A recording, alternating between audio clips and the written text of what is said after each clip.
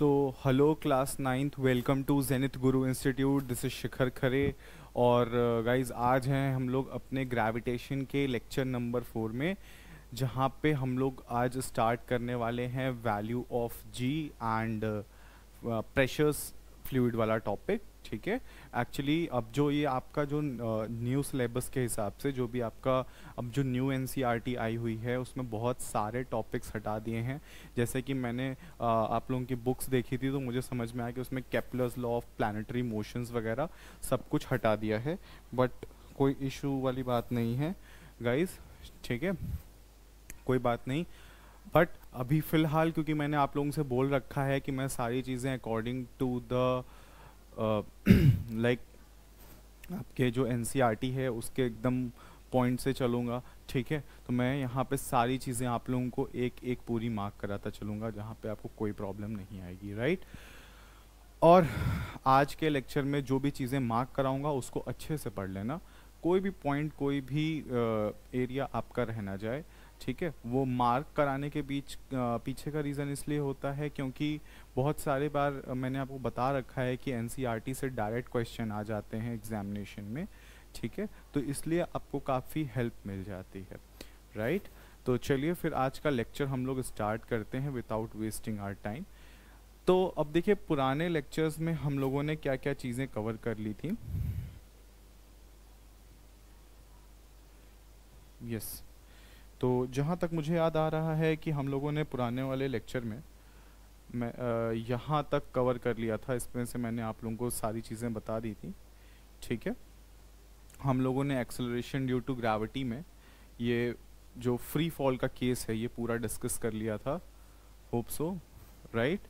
तो अब हम लोगों के प्रीवियस वीडियोस में या जो प्रीवियस मेरा जो पहला लेक्चर नंबर 1 पढ़ा हुआ है उसमें पहला लेक्चर जो लेक्चर नंबर 1 है उसमें हम लोगों ने फ्री फॉल कवर कर लिया था, ठीक है। फ्री फॉल में मैंने आप लोगों को जहाँ तक मुझे याद है मैंने ये सारी चीज़ें मार्क करा दी थी, ठीक है। इसमें बहुत सारी चीज़ें मैंने आपको मार्क कराई थी। ये एक फॉर्मूला भी मैंने आप लोगों को बता दिया था कि ये क्यों इम्पोर्टेंट है, ठीक है। तो जो स्टूडेंट्स नए हैं हमारे वो मेरी पुरानी वीडियोस को भी देख सकते हैं, ठीक है। क्योंकि अभी मैंने जो है अपनी ग्रेविटेशन लेक्चर की जो वीडियोस हैं वो रिकॉर्डेड फॉर्म में डाली हुई है, ठीक है। तो इस चीज़ का ध्यान रखें। और अगर आप नए हैं तो फर्स्ट क्लास आराम से जा कर के वीडियोस देख सकते हैं, ठीक है। चलिए अब आगे बढ़ते हैं। अब आते हैं अपने टॉपिक पे, ठीक है। यस, देखिए मैंने 2-4 चीज़ें इसमें बहुत आपके लिए बहुत क्लियर बता दी थी, ठीक है। फाइन, हम लोगों ने ये भी कैलकुलेशन देख ली थी कि किस तरह से यहाँ पे वैल्यू ऑफ जी कैलकुलेट किया जाता है। अगर आपको नहीं भी समझ में आता है तो कोई बात नहीं, यहाँ पे मैं एक छोटा सा रिवीजन ले लेता हूँ पुरानी कुछ चीज़ों का जो मुझे लगता है कि इम्पॉर्टेंट होंगी आप सबके लिए, ठीक है। चलिए इधर देखिएगा। अब यहाँ पे क्या होता है कि देखिए the to calculate the value of g we should put the value of g, m and r, ठीक है। अब जैसे कि ये फॉर्मूला मैंने आपको बताया हुआ है कि ये एक्सेलरेशन ड्यू टू ग्रेविटी के लिए है। तो यहाँ पे आप देख सकते हैं कि g is equals to G M by r square है। तो यहाँ पे मास ऑफ अर्थ लगेगा एंड रेडियस ऑफ अर्थ लगेगा। उसके बाद ये वैल्यू यहाँ पे जो कंसिडर्ड वैल्यू है जी की which is 6.66 into 10 to the power -11, ठीक है। तो ये है, राइट। चलिए तो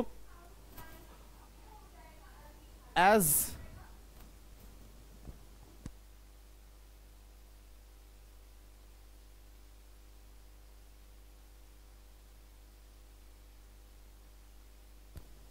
yes, so as far as this portion is concerned, यहाँ पे आप देख सकते हैं स्टूडेंट्स कि यहाँ पे वैल्यूज़ पूरी मेंशन है। जैसे कि यहाँ पे जी का वैल्यू मेंशन है, मास का वैल्यू मेंशन है अर्थ के, और रेडियस का वैल्यू मेंशन है, राइट। अब इस चीज़ को अगर आप देखें तो यहाँ पे देखिए जी का वैल्यू ऑलरेडी आपको कंप्लीट दिया हुआ है, फिर मास ऑफ अर्थ दिया हुआ है, ठीक है। जी और एम वाला पोर्शन कंप्लीट है, आर स्क्वायर ये रहा। आप इसको सॉल्व करते हैं तो आपको वैल्यू 9.8 मिलती है। अप्रोक्सीमेटली इसको वैल्यू हम लोग 10 मीटर पर सेकेंड स्क्वायर के लिए भी लेते हैं। देखिए ये क्योंकि मैंने आपको बताया हुआ है कि अर्थ के शेप की वजह से जो भी ग्रेविटेशन है, जो भी एक्सेलरेशन ड्यू टू ग्रेविटी की जो वैल्यू है वो चेंज होती रहती है। ठीक है, ग्रेविटेशनल पुल बार बार बदलता रहता है।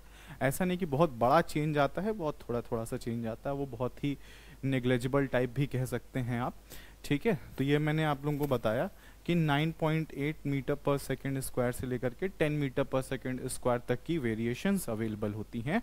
उसके बाद अगर आपको एक चीज़ और बताएं तो जब आप लोग क्लास 11th में जाएंगे, या हो सकता है अभी आपके स्कूल में बहुत से टीचर्स ऐसे होंगे, आपके स्कूल वाले अभी से ही कुछ चीज़ों का प्रैक्टिकल करवाते होंगे।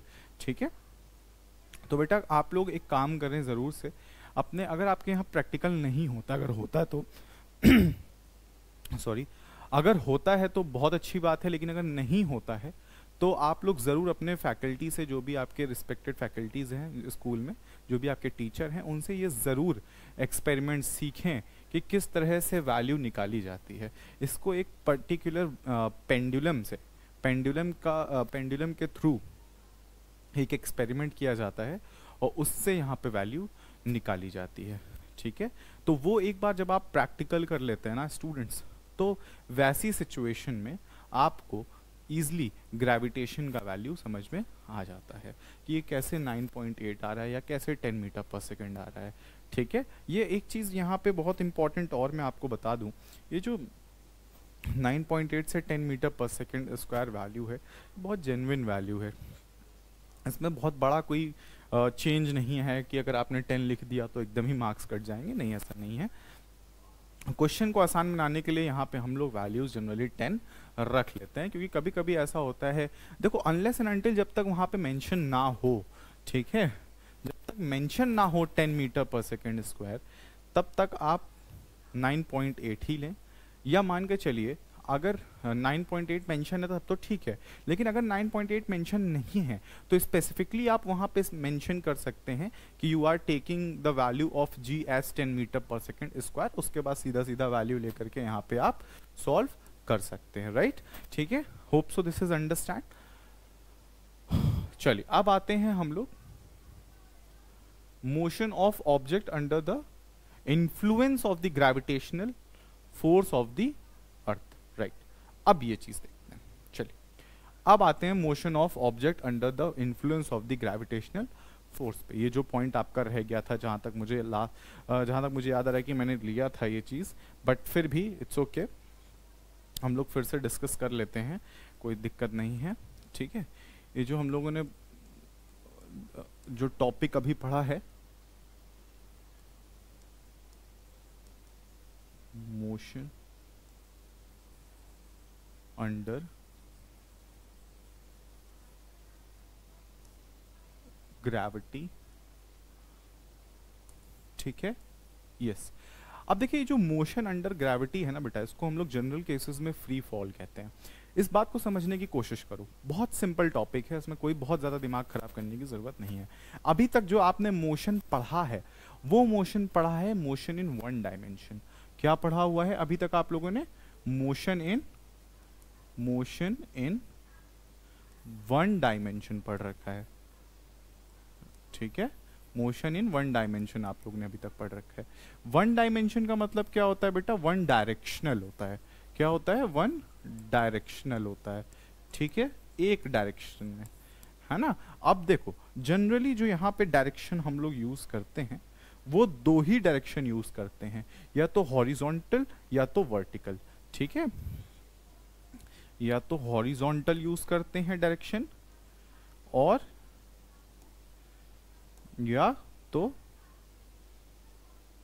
वर्टिकल यूज करते हैं। समझ में आ गई मेरी बात?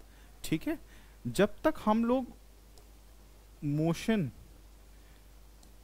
स्ट्रेट लाइन में कर रहे होते हैं, तब तक यहां कोई प्रॉब्लम नहीं होती। ठीक है, लेकिन जब हम लोग मोशन अंडर ग्रेविटी आते हैं, क्यों यहां पे अंडर ग्रेविटी? क्यों? क्योंकि देखो, जब यहां पे क्या होता है कि यहाँ पे आप अर्थ से जुड़े हुए होते हो, ठीक है, और यहाँ पे आप डायरेक्टली जो भी आपका मोशन रहता है उसको आप कंटिन्यू करते हो।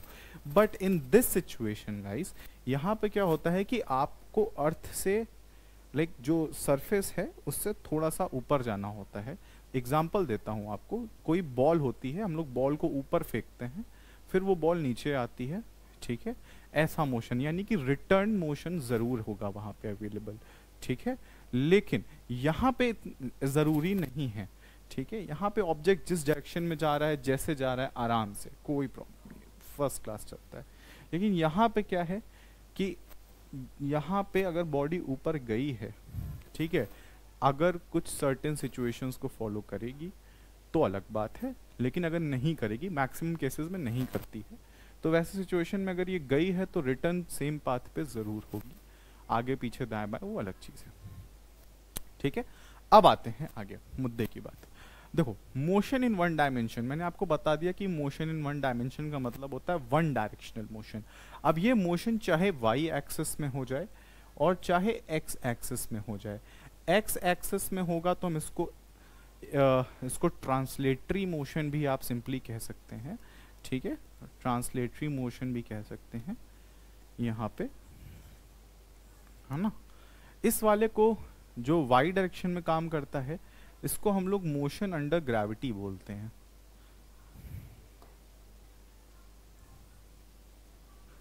क्या बोलते हैं इसको हम लोग? Motion under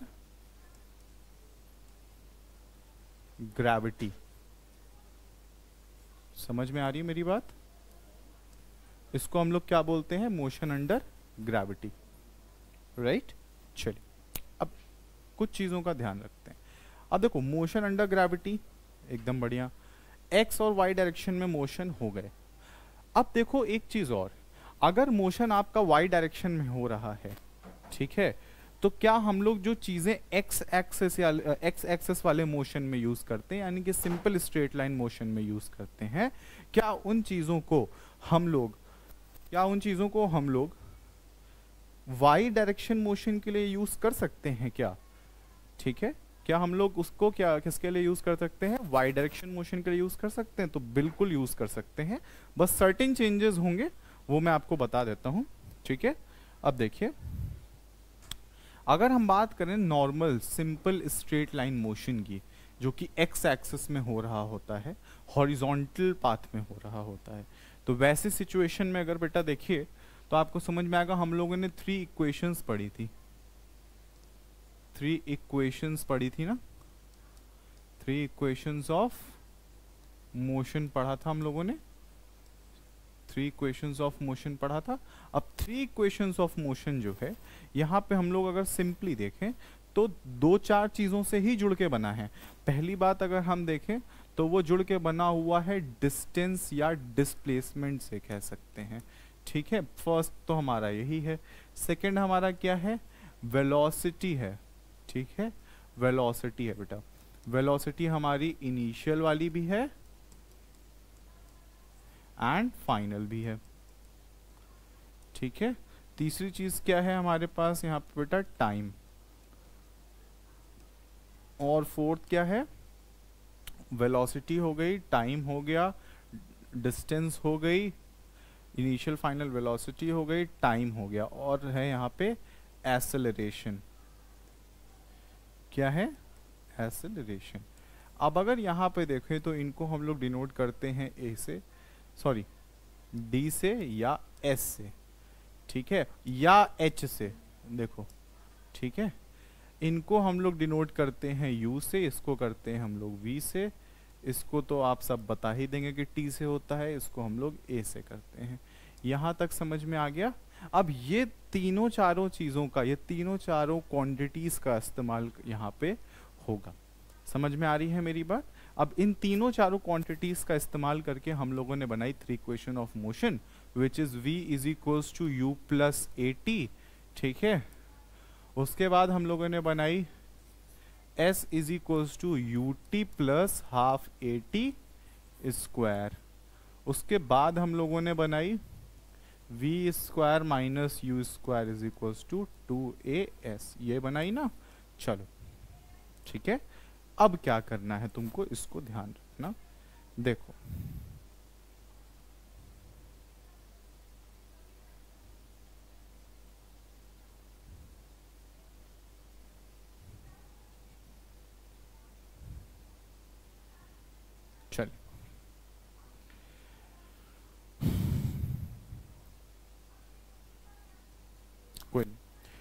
is that clear?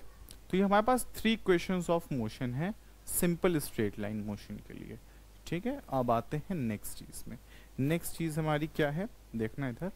अब क्या होगा बेटा कि यही अगर हम मोशन हमारा अंडर ग्रेविटी हो, मोशन अंडर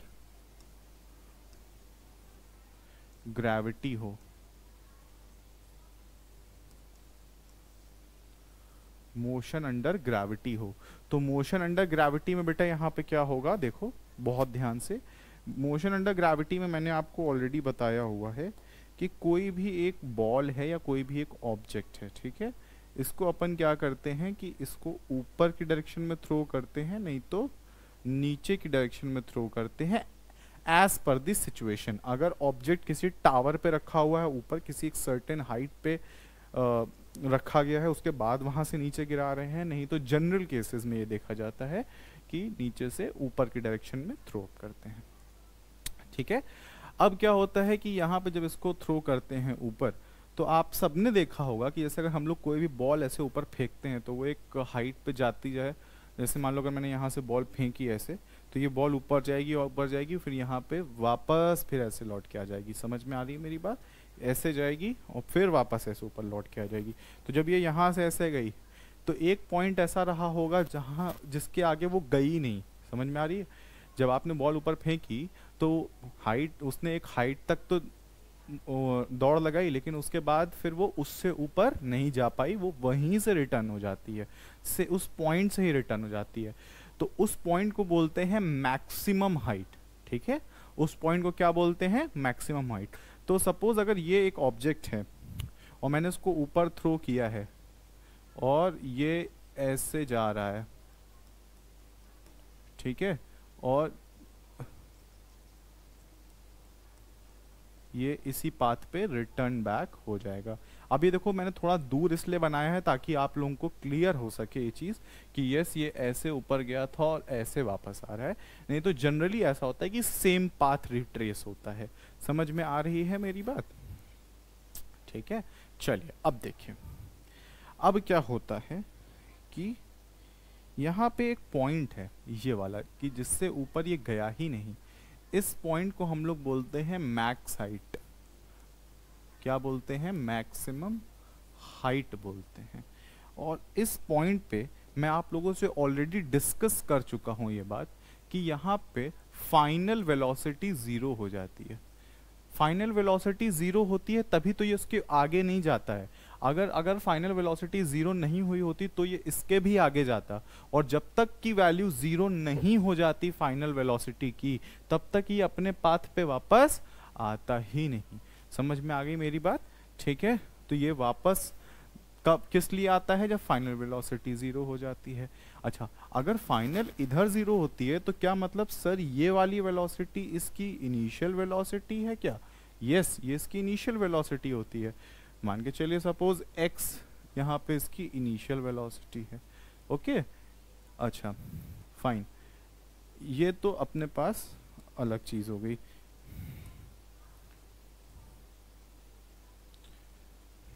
ठीक है, तो ये क्या हो जाता है? ये जो है u हो जाता है। ठीक है, अच्छा अब ये जो डिस्टेंस है, ये इस डिस्टेंस को या तो आप नॉर्मली डिस्टेंस बोलते हैं या तो आप इसको हाइट बोलते हैं, और हाइट की वजह से ही यहाँ पे h वर्ड यूज होता है। ठीक है, अब ये जितना गया है उतना ही आया है, यानी कि अगर सपोज दैट 1 किलोमीटर गया, सॉरी 1 मीटर गया है तो रिटर्न भी कितना होगा? 1 होगा। तो टोटल डिस्टेंस कितनी कवर होगी? 2 मीटर्स कवर हो जाएगी, लेकिन डिस्प्लेसमेंट कितना होगा? 0 होगा। क्यों? क्योंकि सेम पाथ पे ही रिट्रेस कर गया। ठीक है, समझ में आ गई मेरी बात? चलिए, यहाँ तक आई होप सो आप लोगों को मैं क्लियर कर पाया हूँ। ठीक, अब आता है कि यहाँ पे जाने का टाइम कितना होगा। देखो, ये इधर जाने का जो टाइम होता है, यानी कि टाइम अपवर्ड, वो उतना ही टाइम वापस आने में लेता है, is equals to time downward. ठीक है, ये देखो, इतना ध्यान रखो। और इसका वैल्यू कितना होता है यहाँ पे मैं मेंशन कर देता हूँ। Time upward is equals to time downward, ठीक है, is equals to u by जी।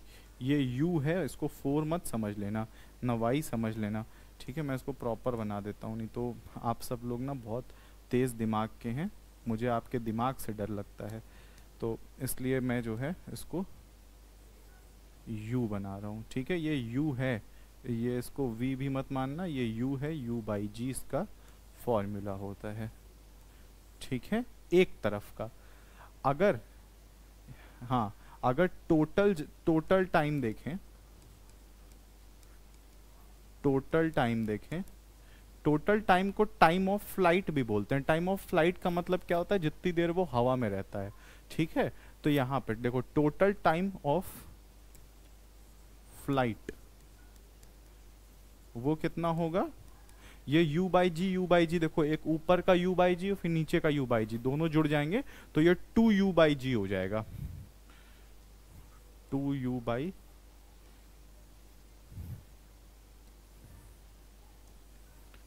ठीक है। Hope so this is all clear to you.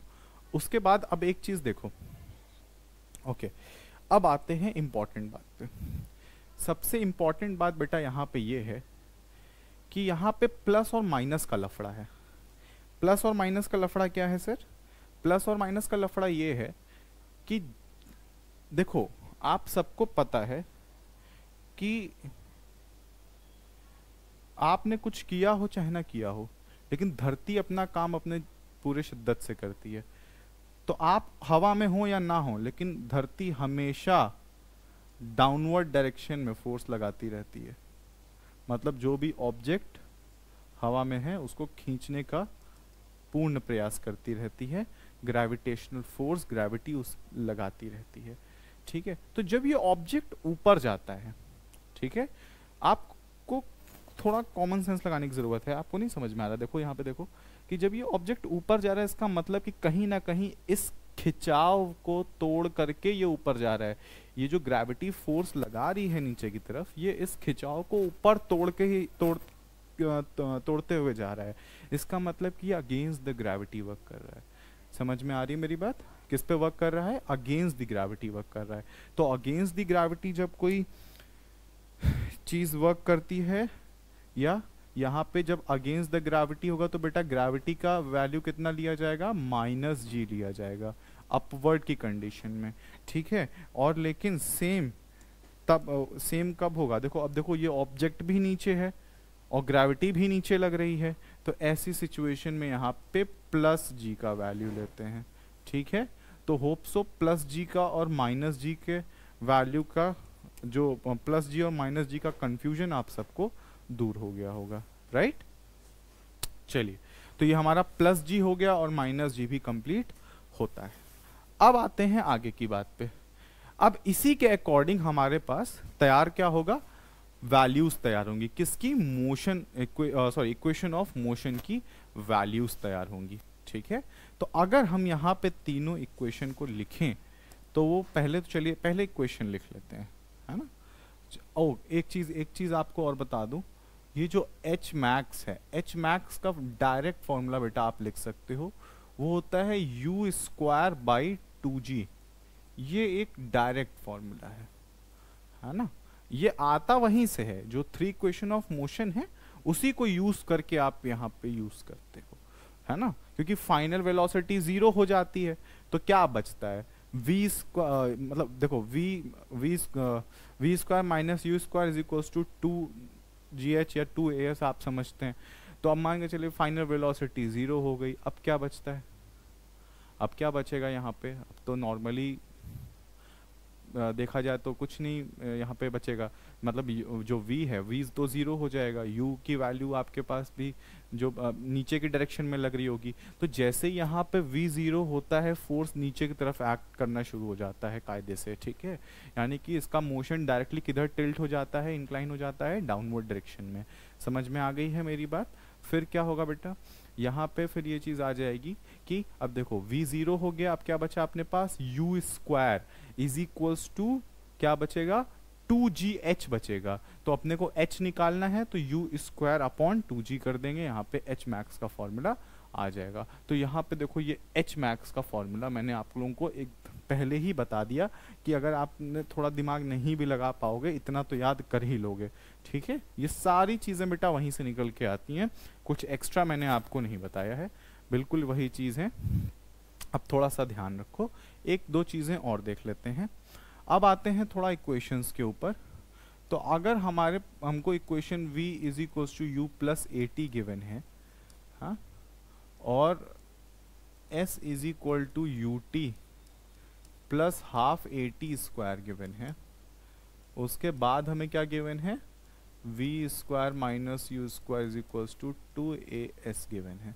तो यहाँ पे क्या होगा, ग्रेविटी के केस में क्या हो जाएगा बेटा, देखो ग्रेविटी के केस में ये हो जाएगा, मैं आपको बताता हूँ, v is equals to u plus minus g t. ठीक है, ये प्लस माइनस जी टी लगा के देखोगे, ठीक है, कि कौन सा केस है। उसके बाद क्या हो जाएगा, ये s है ना, s किससे कन्वर्ट हो जाएगा, h से, तो कितना आ जाएगा, h is equals to u t plus minus g t square by 2।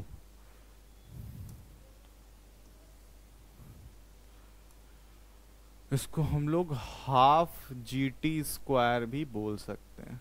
अब आते हैं इसमें, अब क्या होगा, ये क्या है, v square minus u square is equals to 2as है। ठीक है, तो इसको अपन यहाँ पे लिख देंगे, v square minus u square is equals to plus minus 2gh।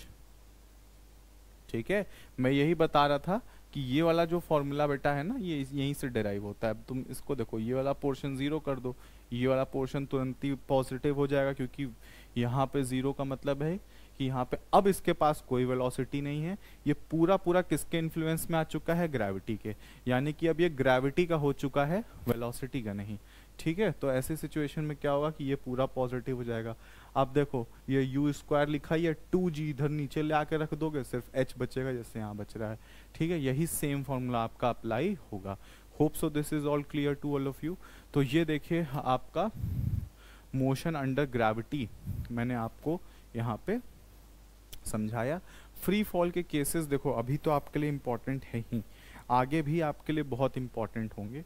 और बेटा इस पर डायरेक्ट क्वेश्चंस आते हैं।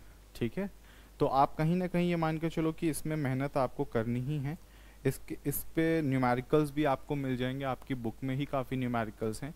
देखो बहुत सिंपल है, इसमें आपको कुछ ज़्यादा दिमाग लगाने की ज़रूरत नहीं है, पता है, ये बहुत सिंपल है as compare to straight line motions. ठीक है, बस आपको इतना ध्यान रखना है, जितनी जो भी इंफॉर्मेशन मैंने आप लोगों को यहाँ पे दी है regarding height max, regarding final velocity, ये सारी चीज़ें इसको अपने दिमाग में बैठा लीजिए। इसको दिमाग में बैठाने से ये होगा कि आपके पास सारी चीज़ें अपने फिंगर टिप्स पे होंगी, आप इजीली उस चीज़ को लिख सकते हैं समझ, और वहीं पर जैसे ही क्वेश्चन आपके सामने आएगा you can understand the reasoning behind the questions, आपसे क्या पूछ रहा है, उसके बाद फिर आप उसको आंसर कर सकते हैं। राइट, चलिए I am just giving you 1 minute break.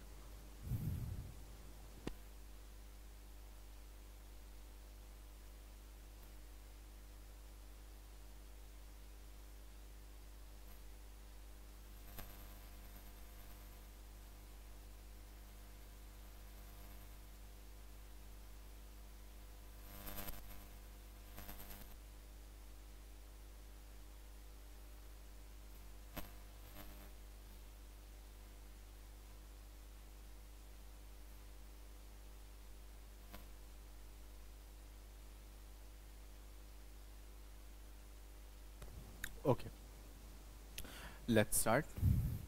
यहाँ तक आई होप सो गाइज आप लोगों को अच्छे से समझ में आ गया होगा कि इसमें अब कुछ बचा नहीं है। ठीक है, बहुत इंपॉर्टेंट चीज़ें जो थी मैंने वो मार्क करा दी हैं। अब मैं इसका एप्लीकेशन आपको क्वेश्चन में बताऊंगा, जो भी हमारे यहाँ एग्जाम्पल क्वेश्चन दिए हुए हैं उसमें मैं ये सारी चीज़ें आप लोगों को क्लियर कर दूंगा कि देखो किस टाइप से एप्लीकेशन यहाँ पे हो रहा है। ठीक है बेटा, चलिए ओके। तो हम लोगों ने ये सारी चीज़ें पढ़ ली हैं।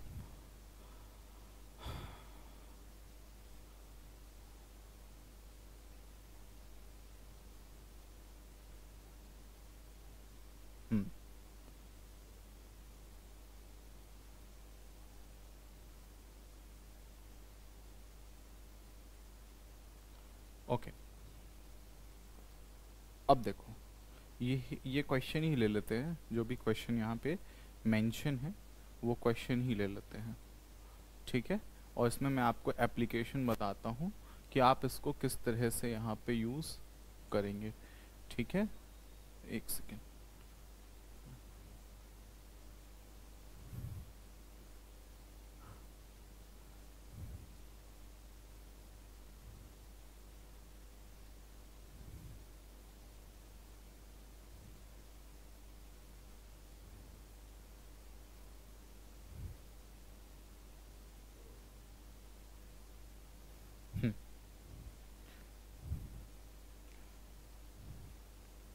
यस। तो यहाँ पे देखिए आप कि क्वेश्चन यहाँ पे क्या मेंशन है, मैं इसको थोड़ा सा और इसका साइज बढ़ा देता हूँ। Yes, now it is properly visible, right. Okay, just let's come to the basic fact। अब क्या करना है क्वेश्चन का, देखो यहाँ पे क्वेश्चन क्या कह रहा है कि a car falls off a ledge and drops to the ground in 0.5 second. क्या बोल रहा है, ड्रॉप्स टू द ग्राउंड बोल रहा है ना, यानी कि नीचे की तरफ गिर रहा है। तो ग्रेविटी किधर वर्क करती है, नीचे की तरफ, ठीक है। और ये गिर भी किधर रहा है, नीचे की तरफ। तो अब जहां भी जो भी फॉर्मूला यूज करोगे वहां पे प्लस जी यूज करोगे कि माइनस जी यूज करोगे, प्लस जी यूज करोगे। समझ में आ गई मेरी बात, चलो इतना तो आप लोगों को समझ में आ गया। कह रहा है कि let's g is equals to 10 metre per second. देखो यहाँ पे मेंशन है ना, यही बात मैं आप लोगों से कह रहा था बच्चे कि ये इस बात का आपको ध्यान रखना है कि मेंशन है कि नहीं। तो यहाँ पे देखो ऑलरेडी मेंशन है। और हाँ, ये गलती मत करना, अगर मान लो मेंशन है 10 और आपने कर दिया 9.8, ठीक है, जल्दी जल्दी में वहाँ मार्क्स कटेंगे, ठीक है। और अगर आपने जल्दी जल्दी में 9.8 देख करके अपनी इजीनेस के लिए उसको 10 कर दिया तो भी आप खतरे में हैं, ठीक है। इस चीज से बचें। हाँ, तो अपने को बेटा यहाँ पे देखो 2-3 चीजें ही दी गई हैं, 2 ही चीज दी गई है। एक चीज दिया गया है आपको टाइम विच इज 0.5 सेकेंड, और दूसरा दिया हुआ है जी का value which is 10 metre per second square. आपकी आसानी के लिए मैं इसको इसके आगे ए मेंशन कर देता हूं, ताकि जो नए बच्चे हैं जिनको भी एक्सेप्ट करने में प्रॉब्लम हो रही है वो इजीली एक्सेप्ट कर पाए। ये ए है, 2 मिनट के लिए मान के चलिए। ये आपके पास सिर्फ 2 डेटा है, इससे आपको काम चलाना है। समझ में आ गई मेरी बात। अब क्वेश्चन देखो, अब ये क्वेश्चन क्या है, what is its speed on striking the ground. Speed पूछ रहा है, इसका मतलब कि सिंपली वेलोसिटी की बात कर रहा है कि किस वेलोसिटी से बॉल को, सॉरी ग्राउंड को हिट किया। कॉमन सेंस की बात है, अगर कोई ऑब्जेक्ट ऊपर से नीचे गिर रहा है तो जाहिर सी बात है कि जब ऊपर से नीचे गिर रहा है, ग्रेविटी पुल भी है, सब कुछ है, तो वहाँ पे कोई ना कोई एक वेलोसिटी से आएगी। और जो जैसा कि मैंने आप लोगों को प्रीवियस वीडियो में पढ़ाया हुआ था कि ग्रेविटी वहाँ पे वेलोसिटी लगती है कि नहीं, तो आपको पता था कि change in magnitude of velocity आएगा ही आएगा, ठीक है। तो इसका मतलब कि वहाँ पे अवेलेबिलिटी तो है ही है वेलोसिटी की, तो किस वेलोसिटी से स्ट्राइक करेगा ये आपको देखना है, ठीक है। तो यहाँ पे आप सिंपल फॉर्मूला फर्स्ट वाले को मैं बता रहा हूँ, ठीक है। फर्स्ट वाला जो है वो है v is equals to u plus g t, ये है, ठीक है। तो u क्योंकि 0 है तो v का वैल्यू आप सिर्फ और सिर्फ gt से कैलकुलेट कर लीजिए, which is 10 into 0.5 which is 5 metre per second, ठीक है, ये आता है। Okay, hope so, is it clear to all of you. तो यहाँ पे अपने पास v आता है ना। अब सेकेंड पॉइंट देखो, कह रहा है what is it's average speed during the 0.5 second. Okay, average speed पूछ रहा है। यहाँ पे बेसिकली आप एवरेज वेलोसिटी भी निकाल सकते हो, क्योंकि बेटा मैंने आपको पहले ही बताया हुआ है कि एवरेज स्पीड और एवरेज वेलोसिटी के सिचुएशन में इक्वल लिखे जाते हैं। तो यहाँ पे आप एवरेज वेलोसिटी कैलकुलेट कर सकते हो, ठीक है, क्योंकि यहाँ पे आपको डिस्टेंस नहीं पता, क्योंकि डिस्टेंस ही आपसे थर्ड क्वेश्चन में पूछी जा रही है, तो डिस्टेंस आपको पता ही नहीं है। और यहाँ से कैसे निकालोगे फिर एवरेज वेलोसिटी? यहाँ से एवरेज वेलोसिटी निकलेगी, देखो u plus v by two करके। समझ में आया फॉर्मूला कहाँ यूज़ होगा? देखो अब इसको आप लोग यूज़ करो। 2 मिनट का वक्त आपको देता हूँ ये दोनों क्वेश्चंस करके।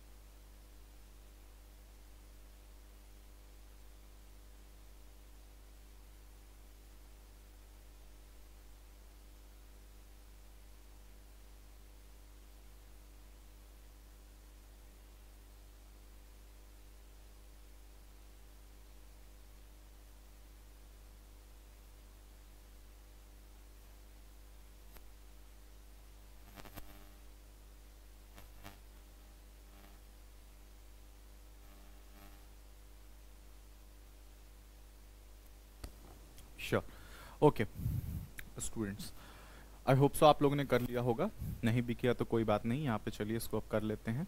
ठीक है, तो u plus v by two, ये बताओ u का वैल्यू यहाँ पे कितना आएगा? u का वैल्यू कितना आएगा? जब v 5 है तो u का वैल्यू कितना आएगा?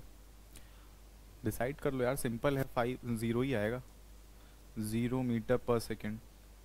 ठीक है, तो सिंपल कहने का तात्पर्य ये है, 0 ये है, v ये है, दोनों को ऐड कर दो, 5 प्लस 0 बाई 2 कर दो।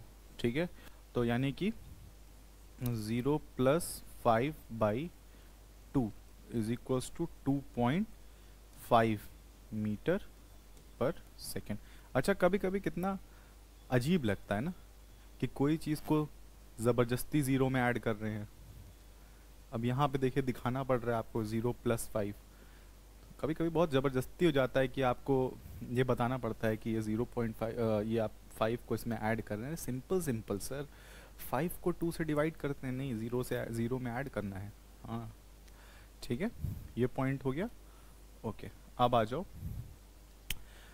हाइट पे।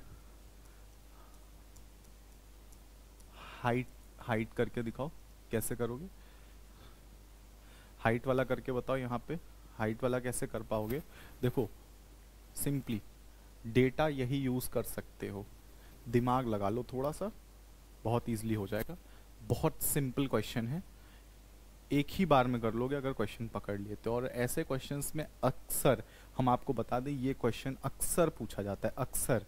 ठीक है, ये दो चीज़ें तो शायद नहीं भी पूछते हैं, बट ये क्वेश्चन ज़रूर इससे रिलेटेड ज़रूर, कि गिरने का टाइम इतना था, ग्रेविटी इतनी लग रही थी, ये बताओ हाइट कितनी होगी। सिंपल है क्वेश्चन का, अगर आप पैटर्न समझो, सिंपल है कि भाई ये ऑब्जेक्ट था, ऊपर से नीचे गिरा, गिरने में उसको टाइम इतना लगा, ग्रेविटी इतनी लग रही थी, अब ये बताओ कितनी हाइट होगी। ठीक है, कुछ नहीं करना है, हाइट उतनी ही होगी जितना वो ऊपर वो खड़ा होगा। सही बात है, अगर मान लीजिए किसी टावर पे खड़ा है तो वो टावर की भी हाइट उतनी होगी। कभी कभी टावर की हाइट पूछ लेता है, जबकि डिस्टेंस तो ऑब्वियसली वही है। तो अब यहाँ पे क्या करना है आपको? Simply s is equals to u t plus half g t square वाला फॉर्मूला लगाना है। ठीक है, आपको पता है कि ये यू टी वाला फॉर्मूला, ये यू टी नहीं आएगा, क्या आ जाएगा? हाफ जी टी स्क्वायर आ जाएगा। समझ में आ रही है मेरी बात? ठीक, क्लियर है? होप सो क्लियर होगा। अब यहाँ पे फॉर्मूला आ गया है, सिंपली आपको क्या लिखना है? Half into 10 into 0.5 into 0.5। ठीक है, यहाँ पे अगर हम इसको करें तो ये हो जाएगा 5, है ना? आंसर कितना आ जाएगा आपका? 555, दिस विल बी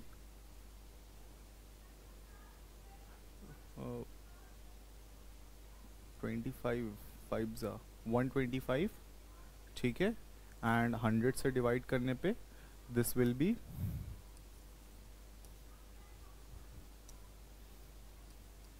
100 से डिवाइड करने में इट विल बी 1.25 मीटर्स, ये आपकी डिस्टेंस बनेगी। Right students, hope so this is clear to all of you. ठीक है, समझ में आ रहा है?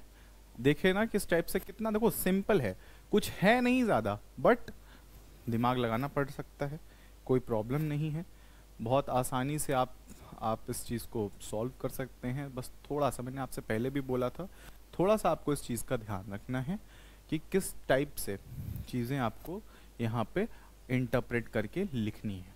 ठीक है, चलिए अब आते हैं अपने नेक्स्ट सवाल पे। अब देखते हैं इसमें हम लोगों को गिवन क्या है। आंसर एक बारी मैच कर लेते हैं। ठीक है, 2.5, 1.25, 5, यस बिल्कुल सही है। ठीक है, अब आता है ये वाला क्वेश्चन।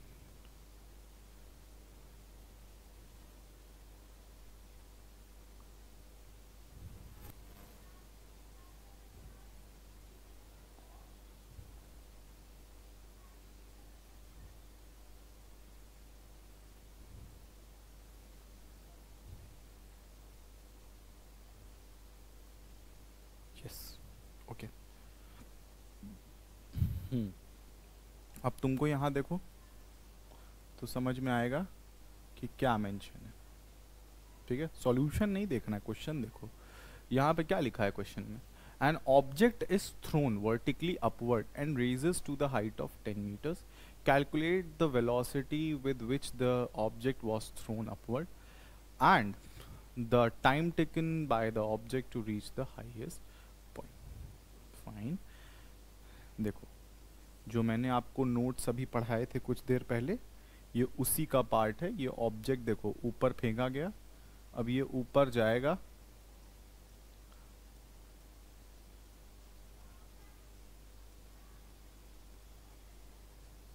यस समझे? अब देखो ये ऑब्जेक्ट यहाँ से ऊपर गया, माइनस जी इसके ऊपर वर्क कर रहा है, इधर प्लस जी वर्क कर रहा है, ये मैक्सिमम पॉइंट है तो यहाँ पे v का वेलोसिटी, सॉरी v का वैल्यू 0 है। This is h max. h max का नाम लेते ही मुझे हमेशा u²/2g याद दिलाते हो सर आप। एक आधे रास्ते का समय भी आप बता देते हो, u/g है। ठीक है, तो सर अब बचा क्या है, कैसे करना है सर निकाल, और ये जो वेलोसिटी है ये u वेलोसिटी है सर, तो अब आप कैसे निकलवाएंगे सर? तो देखिए यहाँ पे ऑलरेडी आपको मेंशन है बेटा। ठीक है, हाँ अब देखो ये केस ऐसा है कि यहाँ पे मेंशन नहीं है कि g का वैल्यू आपको लेना कितना है, तो आप अगर नहीं है तो क्या मेंशन करोगे? अपनी सहूलियत के लिए, अपनी इजीनेस के लिए आप एक काम कर सकते हैं, आप एक काम कर सकते हैं, आप सिंपली जो ग्रेविटी है उसकी value 10 metre per second square ले लीजिए। ठीक है, ये आप ले सकते हैं, इसमें कोई प्रॉब्लम नहीं। ठीक है, अब आते हैं मुद्दे की बात पे। अब ये बात कह रहा है कि भाई हाइट तो उसने कितनी अटेंड करी, मैक्सिमम हाइट उसने कितनी ली बेटा? 10 मीटर्स। ठीक है, उसके बाद ग्रेविटी हमारे पास कितनी वर्क कर रही है? 10 metre per second square work कर रही है। ओके, तो इस फॉर्मूले का यूज करो ना, इस फॉर्मूले का यूज करो। तुम्हें u निकालना है तो एक काम कर सकते हो, h max h is equals to u²/2g लिखा है, इसको ऐसे ही लिखा रहने दो, u is equals to √2gh कर दो। ठीक है, चलो आओ इसको कर देते हैं। यहाँ पे ये कितनी वैल्यू आ रही है देख लेते हैं।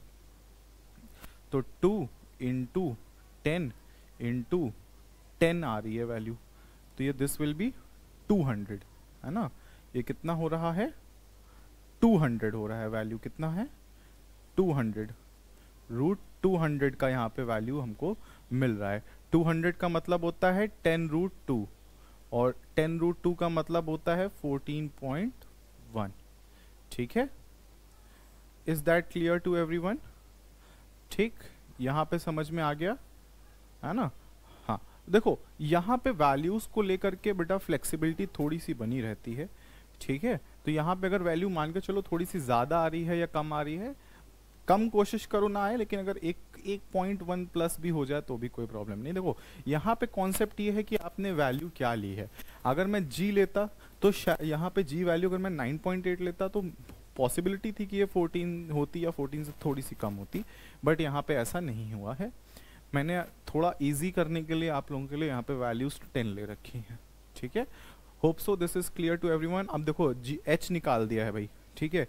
एच तो मैंने निकाल दिया। अब आपका यहाँ पे काम ये बनता है कि आप एक काम करो, जो टाइम टेकन है ना ये निकाल के बताओ मुझे। फॉर्मूला ऑलरेडी बता चुका हूँ, टाइम टेकन फटाफट निकाल के बताओ।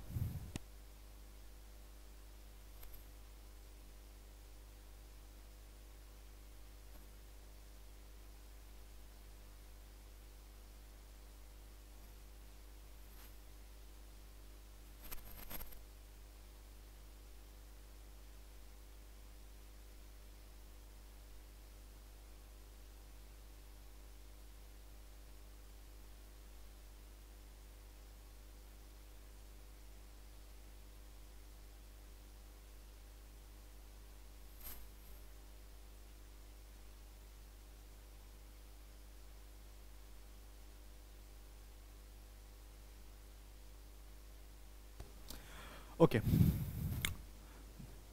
होप सो आप लोगों ने इसको कैलकुलेट कर लिया होगा। अगर नहीं कर पाए हो तो सीख लो भाई, कितना समय लोगे सीखने में? देखो इधर कितना सिंपल है। जीवन में इससे ज़्यादा सिंपल कभी मैथ्स आप लोगों ने लगाई ही नहीं होगी। बहुत सिंपल है, छोटे बच्चे भी इसको लगाने से डरते, मतलब परेशान होते हैं कि क्या ही दे दिया सर। u बाई जी ही तो करना है भाई तुमको, u बाई जी ही है, ठीक है? यहीं से टाइम तुम निकाल लोगे। u तुम्हारे पास वैल्यू आ ही गई है 14.1 की, और तुमने इसको 10 से और डिवाइड कर देना है, 1.4 सेकेंड्स का टाइम, ख़त्म बात। इतनी छोटी छोटी चीज़ें भी हम बताएंगे तो तुम लोग क्या ही करोगे। कोई बात नहीं, इतना कंप्लीट करते रहो, जीवन में खुश रहो। होप सो आप लोगों को समझ में आ गया होगा ये लेक्चर भी, ये पॉइंट भी, ठीक है? आगे बढ़ते हैं। चलिए भाई, तो अभी तक हम लोगों ने 2 कॉन्सेप्चुअल क्वेश्चंस तो कर लिए, जहाँ पे मुझे आपको कॉन्सेप्ट बताने की ज़रूरत थी। अच्छा, 2-3 चीज़ देखो यार, यहाँ पे ना 2-3 चीज़ें आपको मिलेंगी। मास है, वेट है, और wait of an object on the moon है। देखो ये बहुत छोटे छोटे टॉपिक्स हैं, ये आप सबको ऑलमोस्ट पता है, नहीं पता है तो कोई बात नहीं। वेट और मास में हम आपको फर्क समझा देते हैं। देखो मास जो होता है ना, यहीं पे मैं बता दे रहा हूँ, मैं इसको अलग से कहीं लिखवा नहीं रहा हूँ। मास जो होता है ना, इतना जान कर चलो, ये कांस्टेंट क्वांटिटी होती है। क्या होती है? कांस्टेंट होती है ना? कांस्टेंट होती है, यानी कि ये चेंज नहीं होगी, ठीक है? ये चेंज नहीं होगी। धरती के किसी भी कोने में ले जाओ, धरती के बाहर ले जाओ, ब्रह्मांड के बाहर ले जाओ, कहीं पे भी इसको खोस के रख दो, कुछ भी कर दो इसके साथ, इसमें चेंज नहीं आएगा। चेंज किस में आता है? चेंज आता है इस मास को खींचने वाले इंसान से, ठीक है? आप एक एग्जाम्पल समझो, बहुत बहुत क्लियर आपको समझाते हैं, बहुत क्लियर, ठीक है? समझना, हम यहाँ पे क्या पढ़ रहे हैं? मास, और क्या पढ़ रहे हैं? वेट, ठीक है? अभी मैंने आपको बताया कि mass is constant, mass is constant, weight is variable, ठीक है? एग्जाम्पल देता हूं इस चीज को समझना। जैसे कि मैंने आपसे बोला था कि मास कहीं पे भी ले जाओगे वो कांस्टेंट रहेगा, वो उतना ही रहेगा जितना है, उसमें चेंज नहीं आएगा, ठीक है? इसको कंजर्वेशन ऑफ मास भी बोला जाता है, ठीक? खैर वो चीज़ अलग है। यहाँ पे एक चीज़ देखो, यहाँ पे मास आपको बताया जा रहा है कि वो कांस्टेंट है, ठीक है? वेट वेरिएबल है। तो ये सर मास और वेट में फर्क क्या है? बेटा जो वेट होता है ना, बेसिकली ये फोर्स होता है बाय विच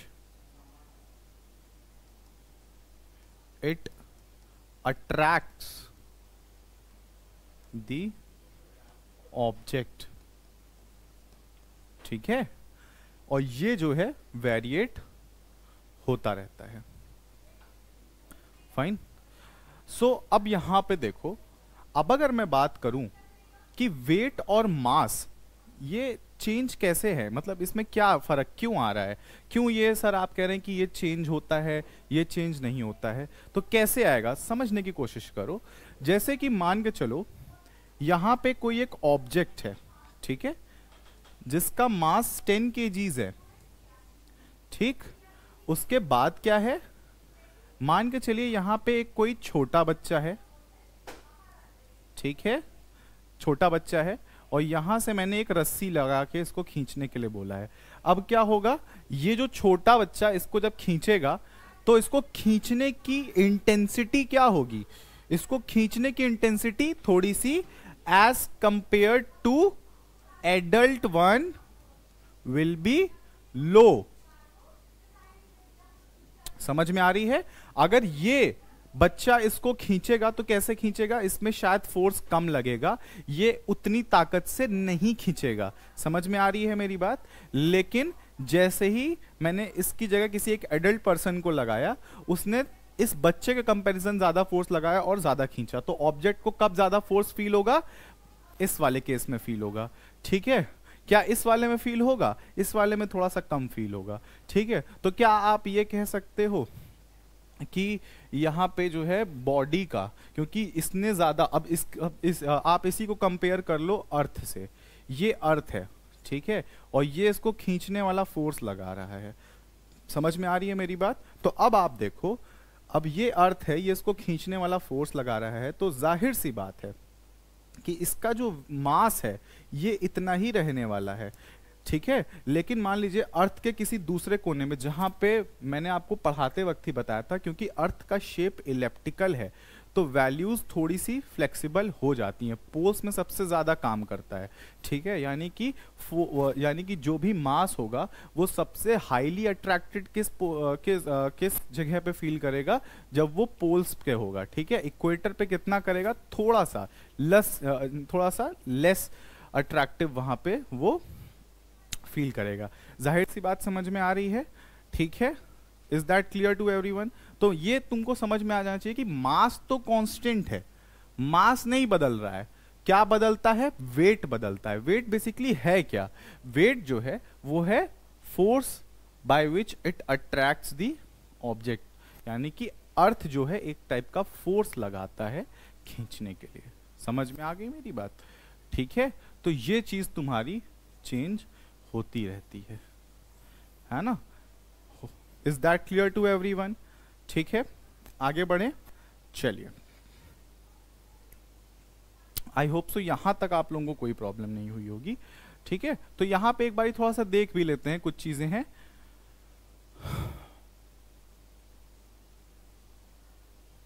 हाँ, अब देखो यहां पे एक लाइन लिखी हुई है बेटा, mass will remain the same whether the object is on the earth, on the moon or in the outer space.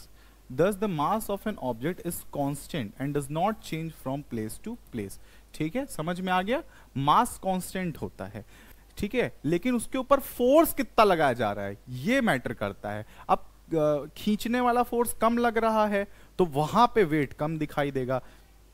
इसीलिए चांद पे जो वेट होता है इंसान का या किसी भी ऑब्जेक्ट का, वो धरती के कंपैरेटिवली कम दिखाई देता है। क्यों?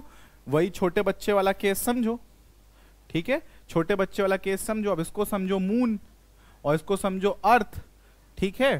तो अब तुम बताओ, अर्थ ज्यादा तेजी से खींच रहा है, ठीक है, और मून कम तेजी से खींच रहा है। तो अब ऐसा थोड़ी ना है कि इसका एक्चुअल जो मास है वो कम हो गया, नहीं, जो खींचने वाली बॉडी है जो इसको अपनी तरफ खींच रही है उसके ऊपर मैटर करता है, ठीक है। तो अब खींचने वाली बॉडी अगर अर्थ है तो वेट अलग होगा, और अगर खींचने वाली बॉडी मून है तो वेट कितना आ जाएगा, अर्थ की बॉडी, जो अर्थ वाली बॉडी है उससे 1/6 हो जाएगा। समझ में आ गई मेरी बात, अभी आगे पढ़ा देंगे। ठीक है, यहां तक क्लियर है इतना। चलो अब आते हैं इस पोर्शन पे। ठीक है, अब आते हैं वेट पे। वेट में भी देखो मेंशन ही है यहाँ पे, the earth attracts every object with a certain force and this force depends upon the mass, देखा, and the object and due to the acceleration due to gravity. ठीक है, तो ये बेसिकली क्या होता है, एक फोर्स ऑफ अट्रैक्शन होता है बाय अर्थ। ठीक है, इज दैट क्लियर? चलिए, तो we know that F is equal to ma, तो ये कितना हो जाएगा, F is equal to mg हो जाएगा। ठीक है, यहां पे कोई दिक्कत नहीं आएगी। मैंने आपको पहले भी बताया है कि जो एक्सेलरेशन है किससे चेंज हो जाएगा, g से चेंज हो जाएगा। तो जब F is equal to ma था तो सिंपल फोर्स है, अगर F is equal to mg हो गया तो वहां पे वेट की जगह पे, वहां पे फोर्स की जगह पे वेट आ जाएगा। इसको ध्यान रखो, ये W is equal to mg वाला जो पोर्शन है ये आगे थर्स्ट में काम आ जाएगा। समझ में आ गई मेरी बात? ठीक है, चलिए अब आगे बढ़ते हैं और कुछ एक चीज को और देखते हैं। ठीक है, फिर आगे हम लोग डिस्कस करेंगे अपने नेक्स्ट टॉपिक पे। चलिए अब आते हैं हम लोग अपने इस टॉपिक पे, which is wait of an object on the moon. अब देखो इसका ये जो आंसर होगा ना बेटा, ये बहुत ही सिंपल, तुमको अगर मैं नॉर्मली बताऊं तो वेट का, सॉरी मास का 1/6 हो जाना। जैसे कि मान के चलो अगर अभी इंडिया में किसी का वजन 60 किलो है, ठीक है, तो वहां पे इसको 1/6 कर दोगे, so this will be 10 kgs। समझ में आ गई मेरी बात? ठीक है, क्लियर है? तो ये 1/6 होता है, इतना ध्यान रखो, 1/6 होता है। ये बहुत बार पूछा जाता है, बहुत बार। ठीक है, कोई बहुत बड़ी बात नहीं है इसमें, बट यहाँ पे ऐसा भी कुछ नहीं है बेटा कि मैं आपसे इसको बहुत बार डिस्कस करूँ 50 बार, वैसा कुछ नहीं है। We have learn that the weight of an object on the earth is the force by which the earth attract the object, right? यहाँ पे ये हम लोगों ने पढ़ा।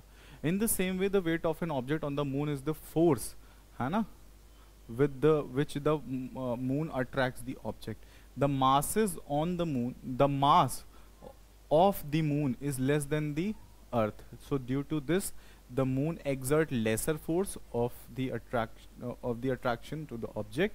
अब यहाँ पे क्या किया हुआ है, देखो मैंने आपको बताया था W is equals to mg वाला कॉन्सेप्ट, वो यहाँ पे भी अप्लाई होगा। ठीक है, अब देखो फॉर्मूला वही है, weight on the moon is equals to g is weight on the moon is equal to g m into m upon r square m। ठीक है, अब यहाँ पे देखो ये है वेट ऑन द मून होगा। ठीक है, ये ऑब्जेक्ट का मास होगा, जो छोटा m है ये ऑब्जेक्ट का मास है, और ये जो बड़ा m है ये किसका मास है, मून का। ठीक है, अब देखो यहाँ पे, ठीक, r बी द रेडियस, यहाँ पे देखो अर्थ का और मून का मास गिवन है, उनकी रेडियस मेंशन है। सिंपल फॉर्मूला हम लोगों ने यही वाला लगाया। ठीक है, वैल्यूज पुट करी, यहाँ पे देखो मून पे वैल्यू कितनी आ गई, ये आ गई, और अर्थ पे वैल्यू कितनी आ गई, ये आ गई। अब क्या कर देंगे, इसको डिवाइड कर देंगे, किस लिए, क्योंकि रेशियो निकल सके कि कितने टाइम्स। समझो ये बेसिकली 1/6 जो है ये एक तरह का रेशियो तुम्हें शो करता है कि कितने टाइम्स मून पर अर्थ के कंपैरिजन, फिर से बोल रहा हूं, कितने टाइम्स मून पर अर्थ के कंपैरिजन बॉडी का वेट कम हो जाता है। समझ में आ रही है मेरी बात? तो यहां पे देखो इनका और इनका रेशियो ले लेंगे, ये आ गया, ऊपर से ये दोनों चीजें कट जाएंगी, ये आ जाएगा। उसके बाद यहां पे इसको आप कैलकुलेट करेंगे तो value will be 0.165 which is approximately 1/6। समझ में आ गई मेरी बात? ठीक है, तो ये रेशियो है कि कितने टाइम्स कम हो रही हैं। ठीक है, तो 1/6 टाइम कम होती है। तो अब यहाँ पे आप सिंपली देख सकते हो a weight of the object on the moon is equal to the 1/6 of the weight of the object on the earth. तो इसलिए देखो मैंने यहाँ पे लिखा हुआ है कि अगर 60 किलो वजन आपका अभी यहाँ पे है, क्या बोलते हैं, अभी धरती पे है, तो इसका 1/6 कर दीजिए, दैट इज 10, ये आपका मून पर हो जाएगा। ठीक है, हाँ। अब देखिए यहाँ पे क्वेश्चन दिया हुआ है कि mass of an object is 10, है ना, weight of the mass of an object in, weight of the mass of an object is 10 kgs and weight on earth कितना होगा, अर्थ पे वेट कितना होगा। तो देखो सिंपली 10 kg का मास दिया हुआ है, 9.8 ग्रेविटी से इसको मल्टीप्लाई कर दोगे, 98 न्यूटन का तुम्हारे पास वेट आ जाएगा। ठीक है, इसमें कुछ नया आपको बताने की जरूरत नहीं है। अब यहाँ पे कह रहा है कि एन ऑब्जेक्ट वेट 10 न्यूटन्स, ठीक है, when measured on the surface of the earth. ठीक, what would be its weight when measured on the surface of the moon. तो अब देखो 10 न्यूटन का वेट इधर दिखा रहा है, ठीक है, लेकिन कह रहा है कि ये सरफेस ऑफ द अर्थ पर है, तो सरफेस ऑफ द मून पर कितना होगा, यही वाला फॉर्मूला अप्लाई कर दीजिए ना, यही वाला फॉर्मूला अप्लाई कर दीजिए। कितना हो जाएगा यहाँ पे देखिए 1.67 न्यूटन्स का। ठीक है, यस, ओके। नाउ स्टूडेंट्स, अब अपने नेक्स्ट लेक्चर में we are going to start our new topic which is thrust and pressure. ठीक है, थर्स्ट एंड प्रेशर हमारा नेक्स्ट टॉपिक होने वाला है। इसके लिए आप ऑलरेडी अपनी तैयारी कर लें ताकि आपको कोई प्रॉब्लम ना हो। ठीक है, चलिए तो मिलते हैं अपने नेक्स्ट लेक्चर में, तब तक के लिए ta ta bye bye, take care. और हाँ, एक चीज़ और, आई होप सो आज का लेक्चर आप लोगों को समझ में आ गया। मैंने बहुत धीमे धीमे बहुत आराम से पढ़ाया है ताकि आपको चीज़ें क्लियर होती रहें। एनसीईआरटी ज़रूर रीड करें। एनसीईआरटी ये ना सोचें कि आप एनसीईआरटी रीड नहीं करेंगे और आपका काम चल जाएगा, नहीं, आपको एनसीईआरटी रीड ज़रूर करनी पड़ेगी, राइट। तो एनसीईआरटी ज़रूर रीड करें और मिलते हैं अपने नेक्स्ट वीडियो में। टाटा।